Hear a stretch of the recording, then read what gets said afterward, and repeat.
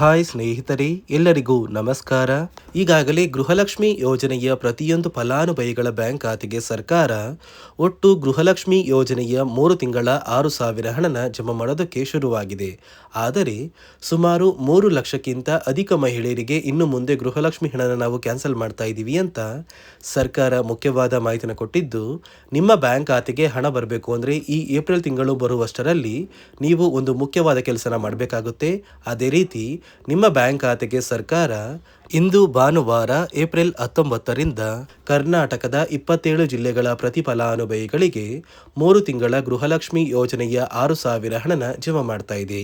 ಈ ಒಂದು ಹಣ ಪಡಿಬೇಕು ಅಂದರೆ ಕೆಲವು ನಿಯಮಗಳು ಜಾರಿಗೆ ಬಂದಿದೆ ಮತ್ತು ರೇಷನ್ ಕಾರ್ಡ್ ದಾರರಿಗೂ ಕೂಡ ಸರ್ಕಾರ 3 ಗುಡ್ ನ್ಯೂಸ್ಗಳನ್ನ ಕೊಟ್ಟಿದ್ದು, ಹೊಸ ರೇಷನ್ ಕಾರ್ಡ್ಗೆ ಅರ್ಜಿನ ಸ್ವೀಕಾರ ಮಾಡ್ತಾ ಇದೆ. ಹಾಗಾದರೆ ಬನ್ನಿ ಸರ್ಕಾರ ಕೊಟ್ಟಿರುವ ಮಾಹಿತಿ ಏನು ಅಂತ ತಿಳ್ಕೊಳ್ಳೋಣ. ಅದಕ್ಕಿಂತ ಮೊದಲು ನೋಡಿ ವೀಕ್ಷಕರೇ, ನೀವೇನಾದ್ರೂ ಇನ್ನೂ ಕೂಡ ನನ್ನ ಚಾನಲ್ನ ಸಬ್ಸ್ಕ್ರೈಬ್ ಆಗಿಲ್ಲ ಅಂದರೆ ದಯವಿಟ್ಟು ಪ್ರತಿಯೊಬ್ಬರು ಚಾನಲ್ನ ಸಬ್ಸ್ಕ್ರೈಬ್ ಮಾಡ್ಕೊಳ್ಳಿ, ಹಾಗೆ ವಿಡಿಯೋಗೆ ಒಂದು ಲೈಕ್ನ ಕೊಡಿ. ಹೌದು ವೀಕ್ಷಕರೇ, ಸರ್ಕಾರ ಪ್ರತಿಯೊಂದು ಗೃಹಲಕ್ಷ್ಮಿ ಯೋಜನೆಯ ಫಲಾನುಭವಿಗಳಿಗೆ 3 ತಿಂಗಳ ಗೃಹಲಕ್ಷ್ಮಿ ಯೋಜನೆಯ 6,000 ಹಣನ ಜಮಾ ಮಾಡುವುದಾಗಿ ಭರ್ಜರಿ ಗುಡ್ಡಿಸ್ನ ಕೊಟ್ಟಿದೆ.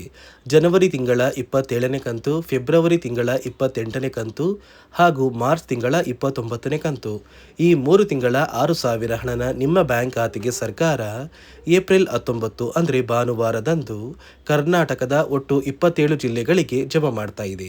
ಆದರೆ ಸಾಕಷ್ಟು ಫಲಾನುಭವಿಗಳಿಗೆ ಈ ಒಂದು ಹಣ ಇನ್ನು ಮುಂದೆ ಬರ್ತಾ ಇಲ್ಲ ಮತ್ತು ಕೆಲವು ನಿಯಮಗಳನ್ನ ನೀವು ಪಾಲಿಸಿದ್ರೆ ಮಾತ್ರ ಗೃಹಲಕ್ಷ್ಮಿ ಹಣ ಜಮಾ ಆಗೋದು. ಆ ನಿಯಮಗಳು ಏನು ಅಂತ ಕೂಡ ತಿಳಿಸ್ಕೊಡ್ತೀನಿ. ಅದಕ್ಕಿಂತ ಮೊದಲು ಇಂದು ಭಾನುವಾರ ಏಪ್ರಿಲ್ 19ರಿಂದ ಕರ್ನಾಟಕದ ಯಾವ 27 ಜಿಲ್ಲೆಗಳಿಗೆ 3 ತಿಂಗಳ 6,000 ಹಣ ಬರ್ತಾ ಇದೆ ಅಂದರೆ, ಮೊದಲಿಗೆ ಬೆಂಗಳೂರು ನಗರ, ಬೆಂಗಳೂರು ಗ್ರಾಮಾಂತರ, ರಾಮನಗರ, ಚಿಕ್ಕಬಳ್ಳಾಪುರ, ಚಿತ್ರದುರ್ಗ, ದಾವಣಗೆರೆ, ಕೋಲಾರ, ಶಿವಮೊಗ್ಗ, ತುಮಕೂರು, ಚಾಮರಾಜನಗರ, ಚಿಕ್ಕಮಗಳೂರು, ದಕ್ಷಿಣ ಕನ್ನಡ, ಕೊಡಗು, ಉಡುಪಿ, ಬಾಗಲಕೋಟೆ, ವಿಜಯಪುರ, ಧಾರವಾಡ, ಹಾವೇರಿ, ಉತ್ತರ ಕನ್ನಡ, ಬಳ್ಳಾರಿ, ಬೀದರ್, ಕಲಬುರಗಿ, ಕೊಪ್ಪಳ, ರಾಯಚೂರು, ಯಾದಗಿರಿ ಮತ್ತು ವಿಜಯನಗರ, ಈ ಜಿಲ್ಲೆಗಳ ಪ್ರತಿಯೊಂದು ಫಲಾನುಭವಿಗಳ ಬ್ಯಾಂಕ್ ಖಾತೆಗೆ ಸರ್ಕಾರ 3 ತಿಂಗಳ ಗೃಹಲಕ್ಷ್ಮಿ ಯೋಜನೆಯ 6,000 ಹಣನ ಜಮಾ ಮಾಡ್ತಾ ಇದೆ. ಆದರೆ ಈ ಬಾರಿ ಈ ಏಪ್ರಿಲ್ ತಿಂಗಳಲ್ಲಿ ಸುಮಾರು 2 ಲಕ್ಷ ಅಥವಾ 3 ಲಕ್ಷಕ್ಕಿಂತ ಅಧಿಕ ಮಹಿಳೆಯರ ಒಂದು ಹೆಸರನ್ನ ಗೃಹಲಕ್ಷ್ಮಿ ಯೋಜನೆಯಿಂದ ಸರ್ಕಾರ ಕ್ಯಾನ್ಸಲ್ ಮಾಡಿದೆ. ನಿಮ್ಮ ಬ್ಯಾಂಕ್ ಖಾತೆಗೂ ಕೂಡ ಹಣ ಕ್ಯಾನ್ಸಲ್ ಆಗುವ ಸಾಧ್ಯತೆ ಇದೆ. ನಿಮ್ಮ ಬ್ಯಾಂಕ್ ಖಾತೆಗೆ ಹಣ ಜಮಾ ಆಗಬೇಕು ಅಂದರೆ ಈ ಏಪ್ರಿಲ್ ತಿಂಗಳಲ್ಲಿ ಒಂದು ಮುಖ್ಯವಾದ ಕೆಲಸನ ನೀವು ಮಾಡಬೇಕಾಗುತ್ತೆ. ಅಂದರೆ ಗೃಹಲಕ್ಷ್ಮಿಗೆ ಮರು ಅರ್ಜಿನ ಹಾಕೋದು ಕಡ್ಡಾಯವಾಗಿದೆ.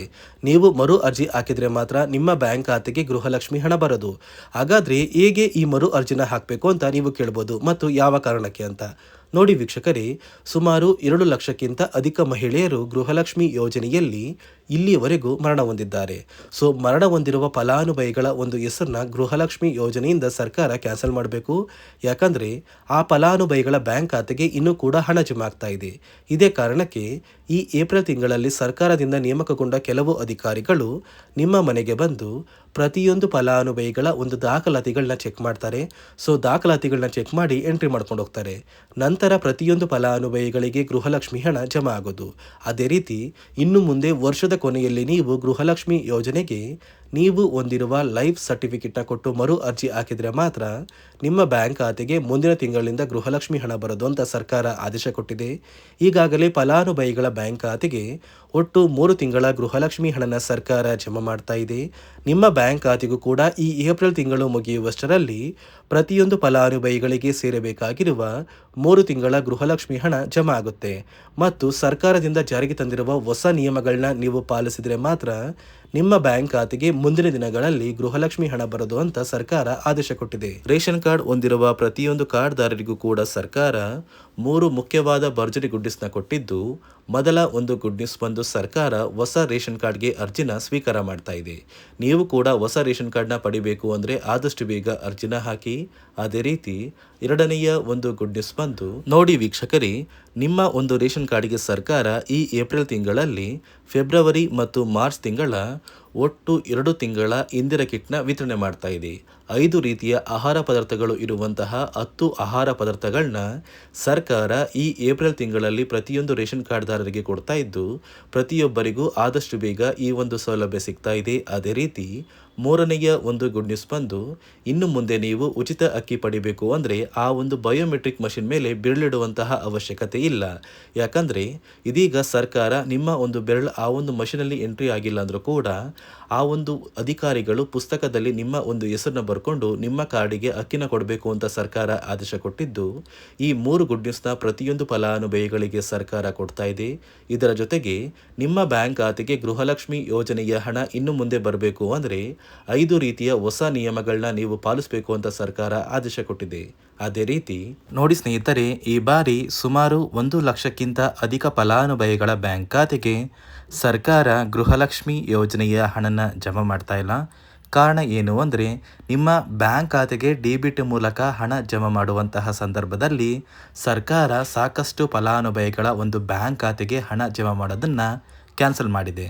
ಯಾಕಂದರೆ ಇತ್ತೀಚೆಗೆ ಹಣಕಾಸು ಇಲಾಖೆ ಜಾರಿಗೆ ತಂದಿರುವ 5 ನಿಯಮಗಳ ಆಧಾರದ ಮೇಲೆ ಪ್ರತಿಯೊಂದು ಫಲಾನುಭವಿಗಳಿಗೆ ಸರ್ಕಾರ ಈ ಒಂದು ಹಣನ ಜಮಾ ಮಾಡ್ತಾ ಇದ್ದು, ಯಾರೆಲ್ಲ ಫಲಾನುಭವಿಗಳು ಈ ನಿಯಮಗಳನ್ನ ಪಾಲಿಸಿಲ್ಲ ನಿಮ್ಮ ಬ್ಯಾಂಕ್ ಖಾತೆಗೂ ಕೂಡ ಹಣ ಜಮಾ ಆಗೋದಿಲ್ಲ.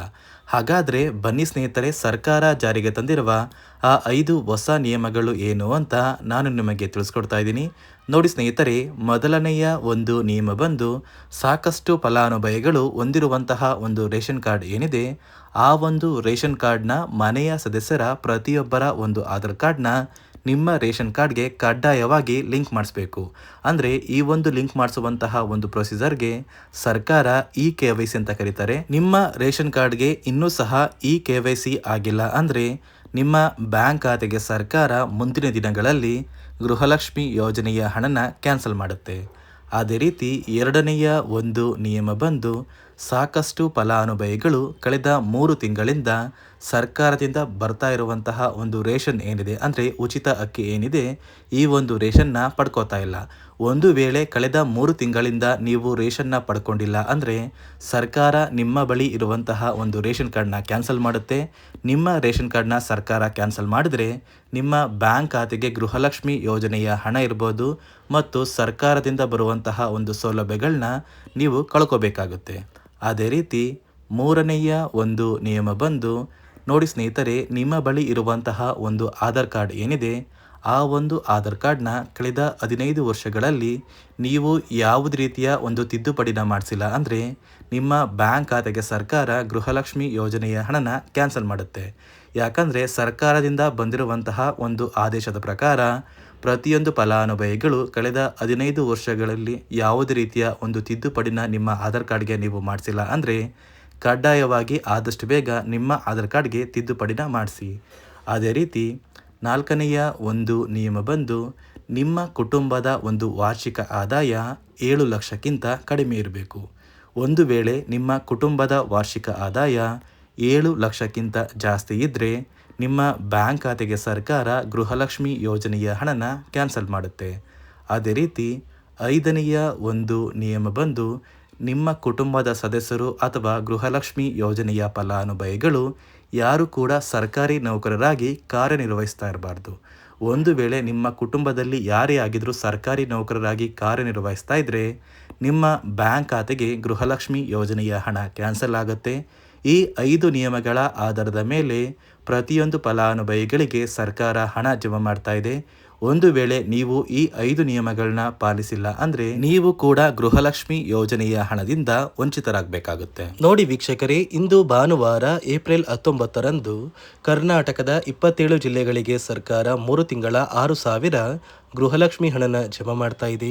ನಿಮ್ಮ ಬ್ಯಾಂಕ್ ಖಾತೆಗೆ ಈ 6,000 ಹಣ ಆದಷ್ಟು ಬೇಗ ಬರುತ್ತೆ. ಅದೇ ರೀತಿ ರೇಷನ್ ಕಾರ್ಡ್ದಾರರಿಗೂ ಕೂಡ ಸರ್ಕಾರ ಭರ್ಜರಿ ಗುಡ್ಡಿಸ್ನ ಕೊಟ್ಟಿದ್ದು ಪ್ರತಿ ಫಲಾನುಭವಿಗಳಿಗೆ ಎಲ್ಲ ರೀತಿಯ ಸೌಲಭ್ಯಗಳು ಸಿಗುತ್ತೆ ಅಂತ ಹೇಳ್ತಾ, ಇದಿಷ್ಟು ಸರ್ಕಾರದಿಂದ ಬಂದಿರುವ ಹೊಸ ಮಾಹಿತಿಯಾಗಿದೆ. ನಾನು ಕೊಟ್ಟಿರುವ ಮಾಹಿತಿ ನಿಮಗೆ ಇಷ್ಟ ಆಗಿದ್ದಲ್ಲಿ ದಯವಿಟ್ಟು ಪ್ರತಿಯೊಬ್ಬರು ನನ್ನ ಚಾನಲ್ನ ಸಬ್ಸ್ಕ್ರೈಬ್ ಮಾಡ್ಕೊಳ್ಳಿ. ಹಾಗೆ ವಿಡಿಯೋಗೆ ಒಂದು ಲೈಕ್ನ ಕೊಡಿ.